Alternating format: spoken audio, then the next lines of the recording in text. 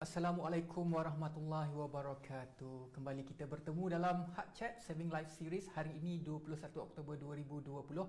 Kalau minggu lepas kita telah pun berbincang mengenai kematian mengejut dan juga kita berbincang juga mengenai AED. Jadi kalau apa yang kecemasan yang berlaku di hadapan kita, orang jatuh pingsan, apa peluang untuk orang itu diselamatkan, kita telah pun tahu macam mana kita nak selamatkan melalui kaedah CPR dan juga AED. Jadi pada hari ini satu lagi topik mengenai kalau minggu lepas kita banyak memberi fokus kepada orang dewasa, minggu ini secara spesifiknya 30 minit ini kita akan memberi fokus kepada kanak-kanak dan topiknya baby choking atau dalam bahasa Melayunya bayi tercekik. Selalu kita tengok bayi, kadang-kadang anak saudara kita, anak anda kan, orang di sekeliling kita kadang-kadang mengalami keadaan tercekik. Jadi kalau kita nak selamatkan bayi tersebut daripada keadaan yang lebih melarat daripada itu, apa yang perlu kita lakukan? Jadi hari ini bersama saya Dr. Bokhrin Karyostiko, salah seorang pakar kanak-kanak Institut Jantung Negara, akan mengupas dengan lebih lanjut apa yang perlu kita lakukan jika kita melihat seseorang itu, kanak-kanak terutamanya, mengalami masalah tercekik. Assalamualaikum Doktor. Salam. Jadi Doktor, pada minggu ini kita akan memberi fokus betul-betul kepada kanak-kanak. Ya, jadi kanak-kanak ini memang banyak kes yang kita dah tahu dan kita tengok kadang-kadang anak saudara saya kan, di sekeliling kita juga ada keadaan bayi tu tercekik, sama ada tercekik susu, tercekik nasi, kadang-kadang makan buah pun boleh tercekik. Jadi pada awalnya boleh Doktor ceritakan dulu dalam keadaan bagaimana yang boleh dikatakan sebagai bayi itu tercekik ataupun baby choking.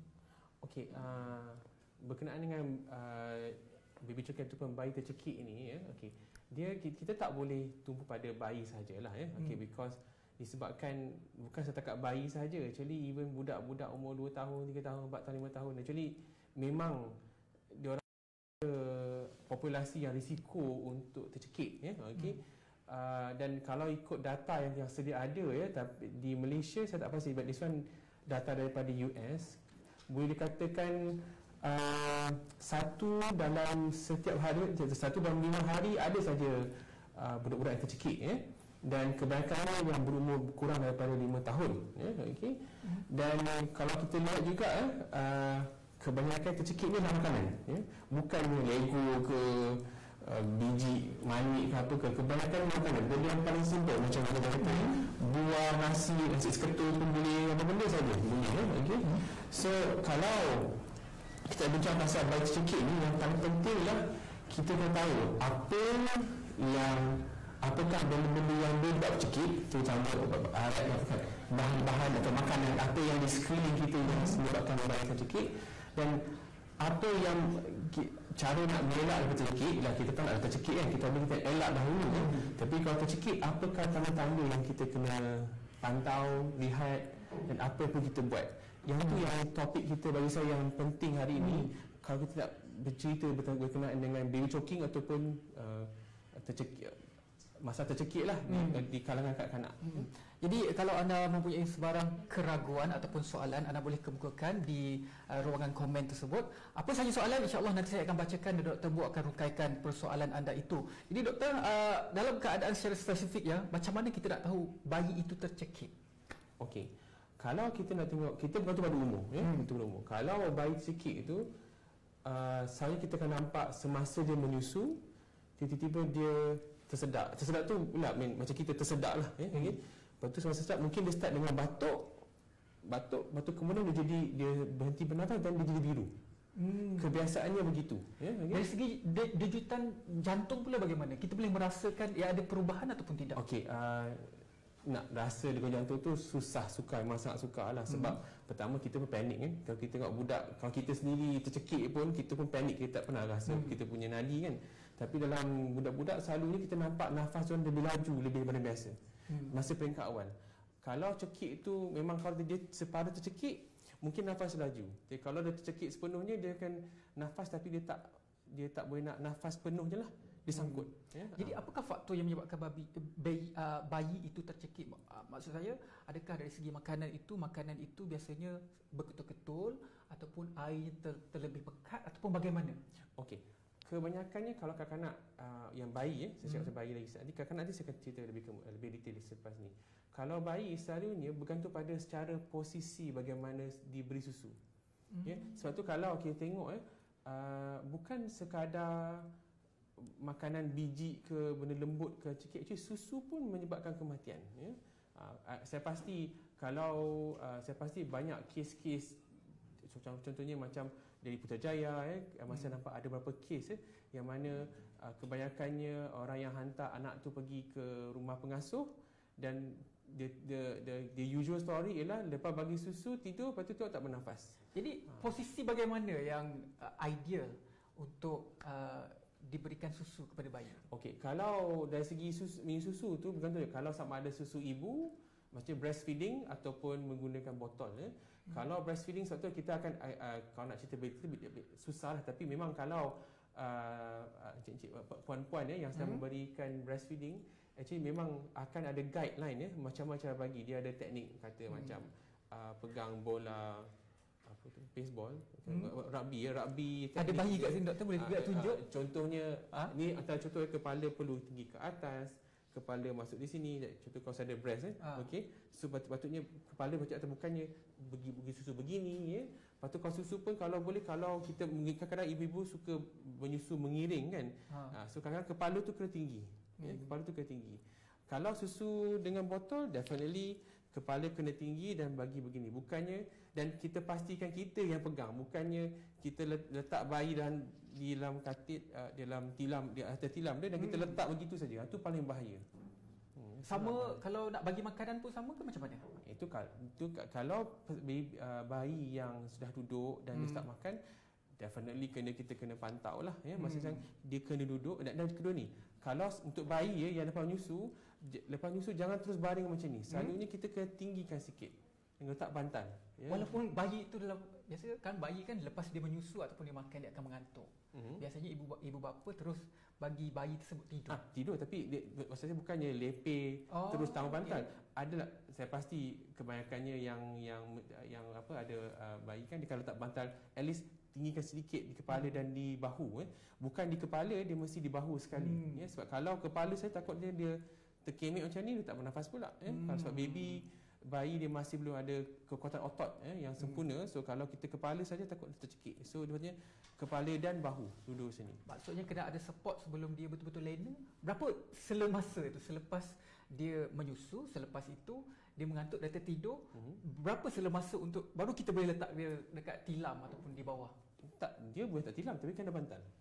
Okey, maksudnya sepanjang dia tidur mesti ada bantal untuk support ada bantal support lah. Okey, kalau itu cerita pasal bayi. Kalau kanak-kanak pula bagaimana? Kalau kanak-kanak macam biasa, kalau nak makan saya pasti kita dudukkan di atas kerusi kan. Kita janganlah bagi macam bubur macam ni. So logik kalau kita sebagai dewasa pun kita tak bolehlah makan sampai baring macam tu. Betul. Actually even orang dewasa pun kita tak galakkan makan contoh anggur, makan baring macam tu, kita pun cekik. So lagilah kanak-kanak So kalau dalam kanak-kanak sebenarnya lah dia duduk dalam kerusi kanak-kanak tu atau apa-apa saja yang bolehkan dia duduk, dan cara pemberian tu sih bukan yang penting sangat. Kadang-kadang tekstur makanan tu betul, cara kita bagi dan cara kita pantau salah. Saya pasti semua orang logik kata makanan tu kena kecil, kena lembut. Yes, saya pasti semua orang tu logik, orang tahu. Tapi kadang tu lepas kita bagi, kita biarkan budak tu makan seorang diri tanpa pantauan, sangat berbahaya. Jadi kalau dah berlakunya keadaan tercekik itu, apakah komplikasi selepas itu? Okey, pertama sekali, kenapa kalau kita bandingkan orang dewasa dengan bawah 5 tahun tu lebih tercekik? Kenapa? Sebab kalau kita tengok bayangkan yang mannequin actually dia punya saluran pernafasan tu kecil sebenarnya, dia macam straw yang tilapkan kita minum tu. Lagi kecil sebenarnya. So bayangkan kalau kecil macam tu, dan makanan yang kita mungkin untuk kita untuk dia mungkin is too big. Lepas tu apabila soalan tadi kenapa senang kena kan? Selepas daripada kena, apa yang akan berlaku? So kalau bayangkan dia tercekik di sini, so apabila tiada oksigen dalam badan, so logiknya tak jalan, oksigen tu akan berkurangan di dalam otak dan juga pada jantung lah. So selalunya macam biasa badan kita akan utamakan jantung dan otak. So masa mula tu mungkin dia just biru sahajalah, mungkin dia pingsan dahulu Dan masa tu jantung mungkin masih berdegup. Tapi kalau kita biarkan lama-lama, jantung tu akan start berhenti berdegup dan akhirnya membawa kepada kematian lah. Maksudnya akan ada possibility untuk berlakunya kematian mengejut dalam keadaan ini? Boleh. Selain daripada keadaan kematian mengejut, apa lagi kesan daripada baby choking ini? Okey, kalau sekiranya contohlah kalau baby choking tu survive. So contohlah kalau ketiadaan oksigen tu berpanjangan, ya. So selalunya efek dia lebih ke arah organ-organ di dalam badan, ya. Contohnya otak, kebanyakan otak lah. So selalunya dia orang akan dapat kecacatan otak lah. Maknanya takut orang akan jadi dalam bentuk keadaan kita panggil palsy, ya, ataupun lumpuh, ataupun mungkin kurang pemikiran dan pemikiran tu berkurangan banding biasa lah, ya. Di mana kita cuba elakkan yang tu lah, ya. Sebab yang tu yang the main problem kadang-kadang tak cukup oksigen. Kalau tadi tu mungkin jantung juga, buah pinggang juga pun boleh rosak juga. Tapi selalunya macam pinggang dia kalau rosak kadang dia boleh pulih juga. Otak ni kalau dah bermasalah dia sukar sikit untuk dia reverse balik. So kita panggil nama pendeknya hypoxic, kekurangan oksigen, encephalopathy. Maknanya sekarang otak tu masalah disebabkan tak cukup oksigen. Okey. Biasanya dalam keadaan kecemasan, pada minggu lepas kita dah cerita tentang kematian mengejut itu untuk orang dewasa lah. AED juga kita dah cerita. Apakah basic life support yang perlu kita tahu kalau berlakunya baby choking ini di depan mata kita?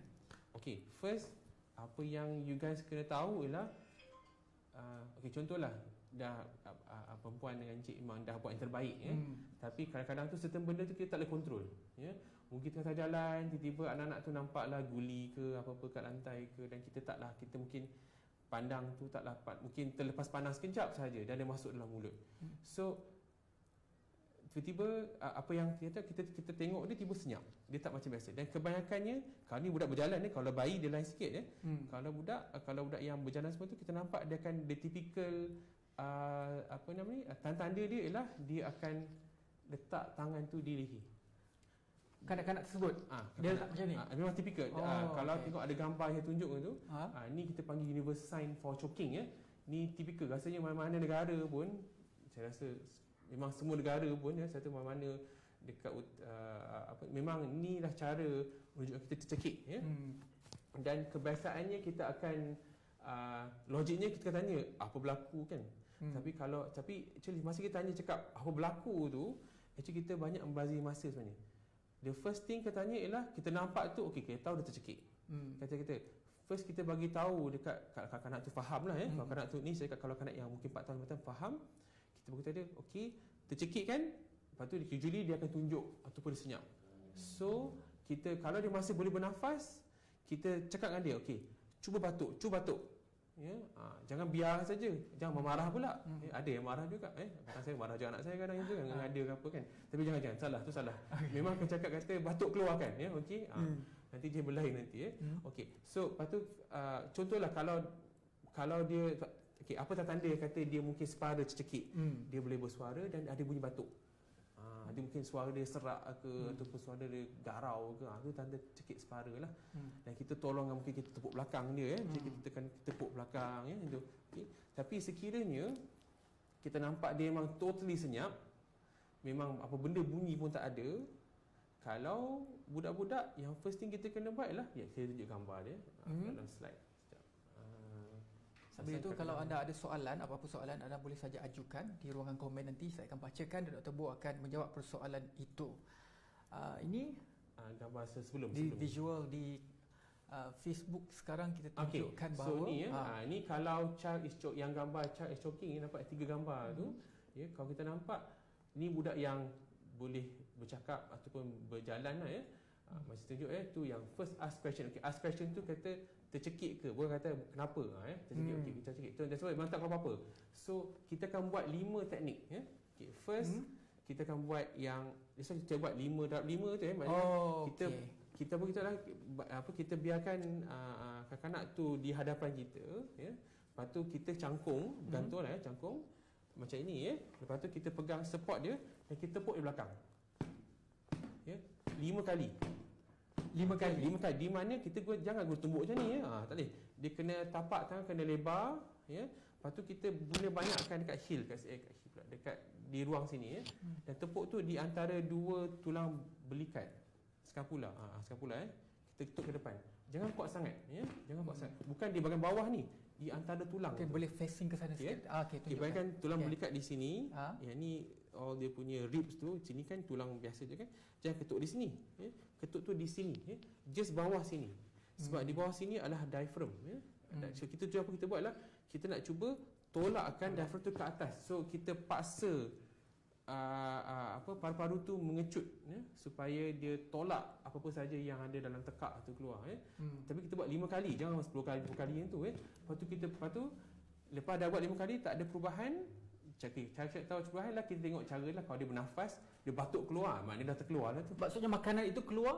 Okey, kita tak nampak betul keluar kan. Kita dengar dia batuk. Kita kalau tu halus tak nak cari kan, tak boleh lah kan. Lepas tu kedua, kalau dah buat 5 kali tak ada perubahan, kita buat Heimlich maneuver. Saya pasti semua orang tahu Heimlich maneuver. Sekejap, gambar sebelum. Okey, Heimlich maneuver ni basically macam ni ya. Apa kita buat? Kita sama juga. Kita letak budak tu ke hadapan begini, kita kat belakang dia, kita cangkung Kita bergantung lah, kalau budak tu tinggi, cangkung tak boleh lah kan. Atau ikut ketinggian kita lah, kalau kita pendek ikut budak tu lah ya. Okey. So apa kita buat adalah kita letak tangan kita ni, kita bergantung pada tangan mana yang kuat ya. Kalau tangan kanan yang kuat, kita buat genggam macam ini ya. Kita letak benda tu di sini macam ni sini pun ada tulang ribs juga. Lepas tu kat sini kan ada ulu hati kita ulu hati lah. Ulu hati. Senang ulu hati. Kita tak bawah dia. Bukan kat perut ya, bukan di atas sini ya, di bawah tu. Macam kita masuk ke bawah macam ni, ke atas macam ni. Lepas tu kita guna tangan kita belah kiri, tapak ni kita tolak. Ya, kita bawa ke depan. Kita biarkan macam ni. Kita buat 5 kali juga. Okey? Dia bergantung kepada ketinggian bayi tersebut. Ketinggian kanak-kanak. Ketinggian kanak-kanak ya, yang boleh berjalan. Apa-apa lah, sekarang dia bukan bayi lah kan ya. Okey, tu yang biasa kita buat. Buat 5 kali. Buat 5 kali dan dah buat 5 kali kita tengok dia bernafas tak bernafas. Kita tengok, kita buat dia tengok tak bernafas tak boleh dah pula. Okey. So, kalau untuk bayi pula ya, sama macam tadi ya, apa kita buat adalah dia lari sedikit. Ya, ada gambar visual seterusnya. Okey. So yang bayi ni kita habiskan dulu step ini. Okey. Kalau untuk bayi pula dia beranan, dia a bit beranan sebab kita akan baringkan kita akan baringkan dia dekat tapak tangan kita. Dia kecil kan. So kita pegang macam ini, jangan macam ni ya, sebab ni memang tutup muka lah. Lepas tu kita letak jari dua ni di antara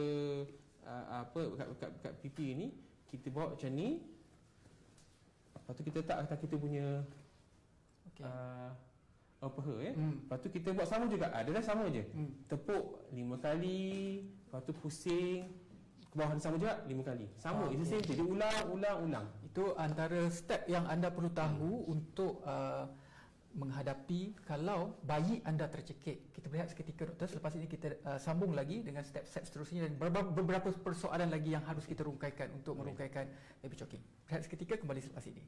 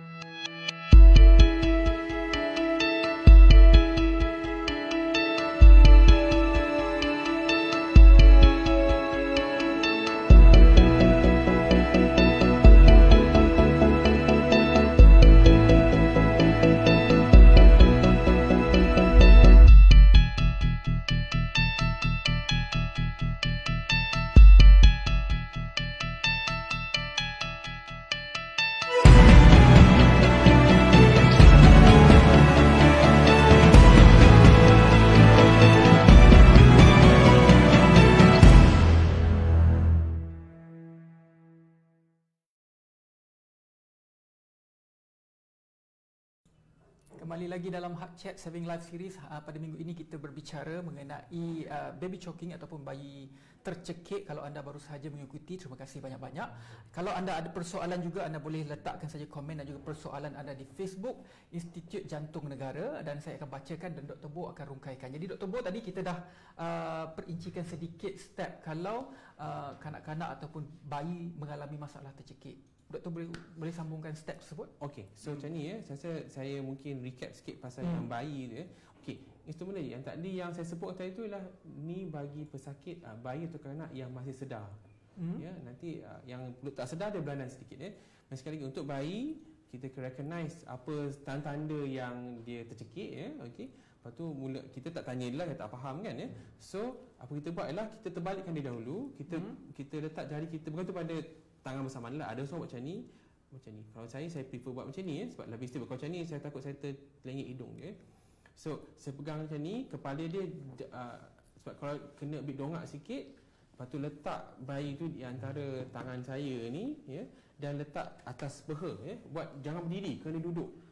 Takut kita buat nanti kan bayi jatuh dengan masalah lain pula ya. Lepas tu sama juga kita ketuk di belakang di bawah tulang antara dua tulang belikat ni ya. So 5 kali juga. 1 2 3 4 5. Okey, lepas tu pusing ya. So masa pusing tu dia mesti continuous, mesti smooth flow. Yang tangan yang belah kiri ni pegang belakang kepala dia ni, pusing.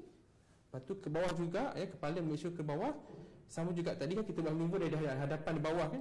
Tapi instead of kita bayi mana boleh buat maneuver kan. So kita guna tangan kita ni tolak di bawah, dekat antara ulu hati ke bawah. Ke atas tak ya? Ke bawah lah maknanya. Ke bawah ya. So 5 kali juga. Ya, lepas tu 5 kali pusing lagi, tunggu sampai dia batuk. Okey. Sama saja. Okey, ya. Okey. Kita tunggu sampai dia batuk ataupun dia nangis. Katakanlah bayi itu tak nangis atau tak batuk. Okey. Contohlah tak menangis. Dan kalau kanak-kanak tu makin lama senyap dan dah tak maya dah. Tu tanda-tanda pesakit tu dah unconscious lah. Once dah unconscious, dia punya algoritma dah berubah.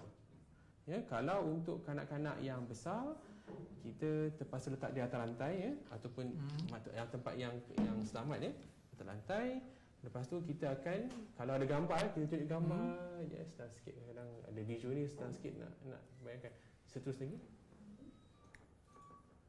Ni ya. This one ni unconscious child and infant ya. So apa kita buat ialah usually masa ni kita sama ada dia ada tak heart rate ke tak ada heart rate, ada bernafas tak pernafasan ya. Tapi kalau kita tak sure, usually apa kita start CPR dahulu terus. Masa ni BLS atau basic life support tu memainkan peranan ya. CPR basically ya, CPR lah ya, CPR. Yang dia punya rutin dia sama sahaja ya. 30 kalau seorang kalau seorang 30 tekan pada dada dia dan 2 kali pernafasan. Dia teknik dia sama sahaja. Tapi apa yang penting tu benda je. Jangan sesekali masukkan jari dan cari benda tercekik. Sebab kalau benda tu kita tak nampak dan kita pakai tolak saja, nanti makanan nak keluar kita pergi ambil, lagi kita tolak dalam. Ya? Kita hanya ambil sekiranya kita nampak sahaja. So contohlah kita tu dia dah pengsan budak tu kan. Kita tu start CPR. Okey, dah habis satu cycle ya. Kita tengok dalam mulut, tengok ada tak makanan. Kalau ada makanan, keluarkan. Okey. Lepas tu ulang balik. Ulang balik ya. Ulang balik CPR balik, dengan tu balik, ulang-ulang sampai dia bangun. Okey, ada satu soalan ni doktor. Dia kata baru-baru ini anak saya daripada Aisyah, anak saya tercekik tulang ikan kembung yang bahagian bawah kepala ikan dan dah bagi gumpalan nasi. Biasalah kalau tercekik biasa kita bagi gumpalan nasi kan. Kek pisang, minum air banyak, masih sakit, bawa ke hospital, masuk skop memang ada, tapi anak tak bagi kerjasama untuk doktor tarik tulang tersebut. Keesokan harinya bila masukkan skop balik dah tak ada. Perlu ke saya risau atau relax saja? Maksudnya tulang tu dah tak ada. Bergantunglah. Kalau saya pasti doktor yang macam ni ada beberapa kebarangkalan mungkin tulang tu dah keluar, because sometimes dekat bahagian tu dia apa kita panggil tu mungkin tulang tu bahagian sifat ada otot ya. So otot kita ni dia kadang-kadang dia akan bergerak kadang-kadang you never know tulang tu akan start keluar. Sebab itulah kalau untuk orang dewasa pun kalau kita cekik tulang, kita jangan pergi toreh. Kita pergi masuk jari dalam jari. Sebab bila kita rasa tulang tu, kita rasa kita cuba tarik, lagi betul. tolak soalan, dan lagi sakit. Sebab saya pengalaman saya macam tu. Tapi betul ke kebanyakan memang kita buat macam Aisyah cakap makan nasi, kek pisang, makan maksudnya telan. Adakah itu satu cara yang betul untuk kita elakkan daripada untuk kita selesaikan? Nak kata evidence based tu saya tak pastilah. Tapi setakat ni yang saya nampak, untuk saya jadi scientifically saya tak boleh nak explain, but it depends pada tercekik apa. Kalau tercekik tulang tu sekadar dia, kalau tercekik tulang tu sekadar dia tersepit antara, sebab dalam tekak kita ni, I'm not the best person cerita berkenaan dengan ENT bahagian ni, kita ada beberapa rongga-rongga dalam tekak ni yang mana kadang tu dia macam berlapik macam ni. So kalau sangkut tu antara celah tu okey lah. Jadi kalau tulang tu saya rasa kalau telan apa telan pun, tolak pun dia tak keluar. Okey, maksudnya tulang tu akan terus ke perut lah, lebih kurang macam tu. Saya harapan dengan harapannya begitulah. Okey, doktor kita sambung pasal tercekik tadi kan.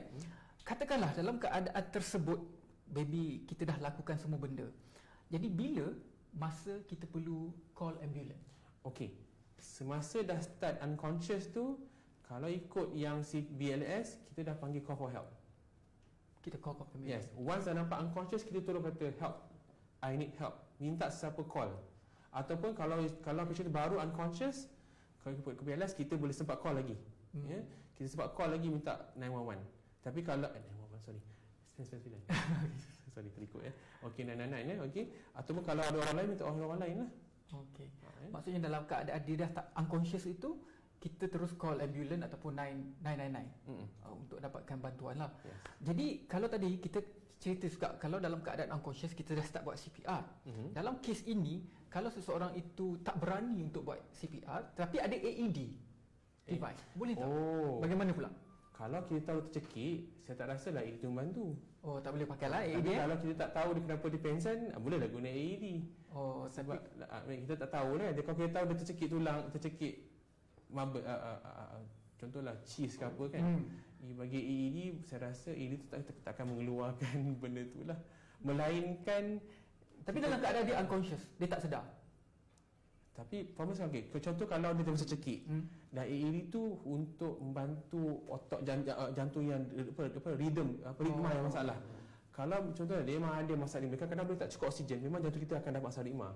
Kalau kita dah bagi ritma macam normal pun, kalau oksigen tak sampai sebab sangkut, memang tak ada bantu lah. Maksudnya AED tidak membantu dalam kes ini. Apa yang perlu tahu, anda perlu tahu lebih sekali support.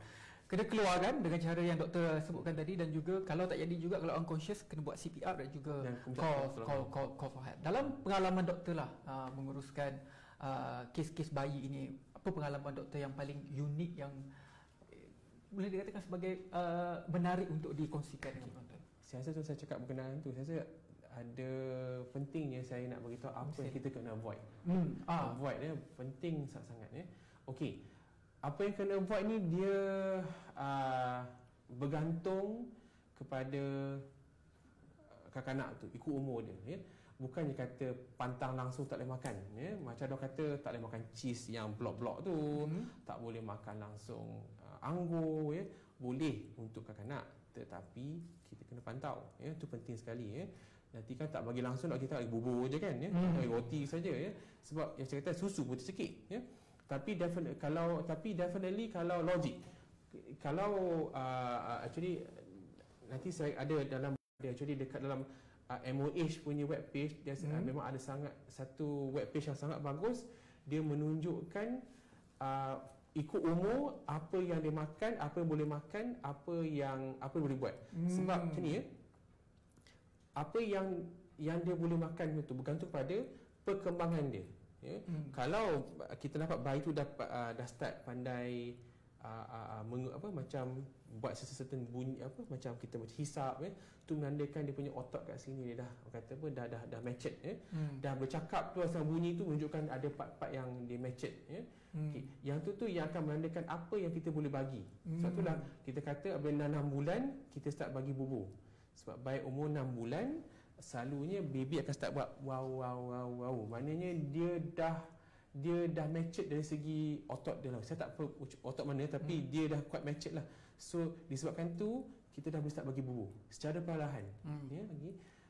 Sebab tu lepas tu contoh dah budak tu ataupun baby kanak-kanak tu dah memang matured dah setahun, cakap semua okey. So kalau dari segi makanan, macam katalah cara potong macam hotdog, jangan bagi sebiji je seketul hotdog tu, potong kecil-kecil. Macam apple pun, macam ni ada kes di Eshucam dahulu dia bagi kepada budak yang umur setahun tu seketul tak, kalau potong jadi buat apple dia macam wedge tu kan, dia bagi the whole thing. Lah gigi dia mungkin ada, tapi dia gigit besar tercekik. So kita kena careful Okey, yang tu berkenaan dengan makanan. Lepas tu lagi yang saya paling takut sekali yang macam cupa-cupa apa tu? Yang jelly yang sumi. Panggil sumi sumi. Sebab ada kes hisap tercekik. Ada hisap tercekik okey. Memang tercekik dengan sumi tu. So saya tak berkenan sebenarnya. Kalau anak saya buang dalam sampah. Sorry okey. Kalau patut macam even marshmallow pun bahaya sebenarnya. So kena careful. Boleh bagi, tapi kita kena pantau Lepas tu cakap dengan dia, janganlah makan sambil jalan, makan sambil ketawa. Sebab tu orang tua kata kita cakap masa makan jangan bercakap. Cakap dah telan baru cakap. Kesan orang tua tu kadang-kadang betul tak? Banyak betul. Banyak betul Jadi banyak sebenarnya tips yang anda boleh dapat daripada laman web Kementerian Kesihatan Malaysia. Kat situ dah ada guideline cara pemakanan untuk bayi. Anda boleh saja pergi ke laman web Kementerian Kesihatan Malaysia. Dan juga untuk basic life support, jangan lupa kalau anda nak belajar tentang CPR, tentang AED, di Institut Jantung Negara menyediakan pelbagai kursus yang sesuai untuk anda mengetahui apa yang perlu kita lakukan jika berlakunya kecemasan kanak-kanak, tiba-tiba orang pingsan di depan kita. Ini semua adalah inisiatif IJN untuk memberi kesedaran kepada anda semua untuk mengetahui sekurang-kurangnya kita berusaha untuk mengurangkan risiko daripada berlakunya perkara yang lebih teruk daripada itu. Terima kasih banyak-banyak kepada Dr. Bo di atas perkongsian tentang bayi tercekik ataupun baby choking pada hari ini. Minggu depan secara khususnya kita akan bawakan kepada anda tentang topiknya, iaitu Heart Attack Center di Institut Jantung Negara ini. Apa yang Institut Jantung Negara berikan kepada anda jika anda berlaku masalah jantung ataupun apa sahaja yang berkaitan dengan jantung. IJN, Institut Jantung Negara, ada kepakarannya bersama saya. Minggu depan kita akan kupas setengah jam seperti biasa, hari Rabu pukul 11 hingga pukul 11.30. Dan juga untuk bulan November nanti, kalau bulan ini kita bercerita banyak tentang kesihatan jantung, baby choking, kematian mengejut, AED, CPR dan sebagainya, untuk bulan 11 secara khususnya kepada anda kami akan bawakan bertemakan World Diabetes Day. Kita akan rungkaikan penyakit kencing manis, diabetes, apa risiko dia, apa yang menyebabkan kencing manis, macam mana kita nak elakkan diri kita daripada berlakunya penyakit kencing manis. Apapun, terima kasih banyak-banyak Dr. Bo di atas setengah jam yang cukup bermanfaat ini. Teruskan menonton Heart Chat Saving Life Series minggu depan bersama saya Ridha Mustafa dan juga tetamu, juga pakar daripada Institut Jantung Negara minggu depan.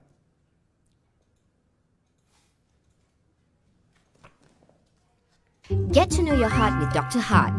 Are you at risk of heart attack? You are over 35 years old. Your family member had heart attack at young age. You are a smoker.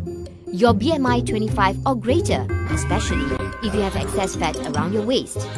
You do not practice a healthy lifestyle and exercise. You suffer from high blood pressure and diabetes. You have not been to any health examinations. Register yourself for a heart examination with us at IGN today.